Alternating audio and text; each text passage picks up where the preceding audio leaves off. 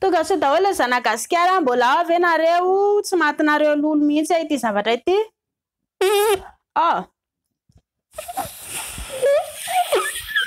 Nangetrotra le fory fa nanina le izy nangetrotra de satria tsinona mba mangetrotra koa indray le karazana position ataontsika zany no tena olana am'le izy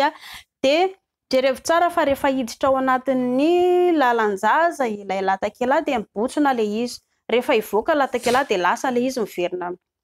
normal en place ny taloha de ohatr'izay foana zany ny fiainan'ny lalanjaza vehivavy rehefa miditra ao ilay latakela. Matetika nefa ilay position no olana am'le izy. Tanareo le position le ataontsika longe za hidina ambany kely ampidintsika ty caméra. Jerevinareo ilay position le ohatran'izao zany matetika mampatonga ny vehivavy lasa hoe tsika moa za matetika le ao ambany fa tsy voatery le hoe ambany foana ndritra lapisy fa ilay position ny vehivavy le hoe matory ohatran'izao na koa ohatra hoe le mapakatra feo ohatran'izao matetika ary indray koa ilay hoe mitsongolika ohatran'izao ina rehefa nangetrotra le manao ohatran'izao ka amin'ny ankapobeny moa zany longe za kikisakisaka eto ve hitanareo le pozin'ny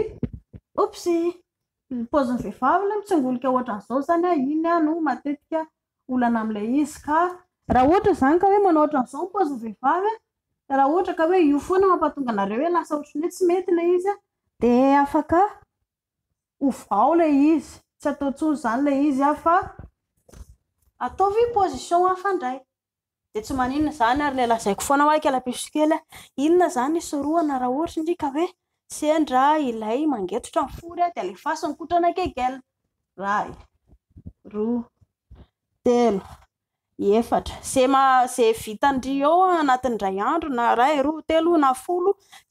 tsy misy olana zany mandany fotoana kely 10 minitra 10 minitra eo ndrika manao le kotrana ohatry nataoko teo rehefa tsy mahavita an'izany de alefasy ny toerika be de be ny toerika efa natao de afaka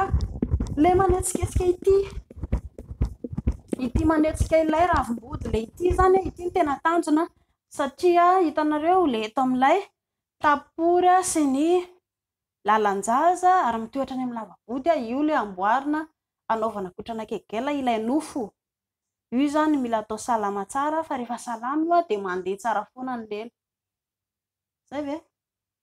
de alefasy foana ny kotrana kegela tsy misy olana zany tsy misy tokony hoe mamenatra ndresy zay ve raha efa olon-dehibe de anao zany ka na olon-dehibe io ka zay ny kilalaon'olon-dehibe tsisy maharatsy an'izany fa zay le fa natoraly amintsika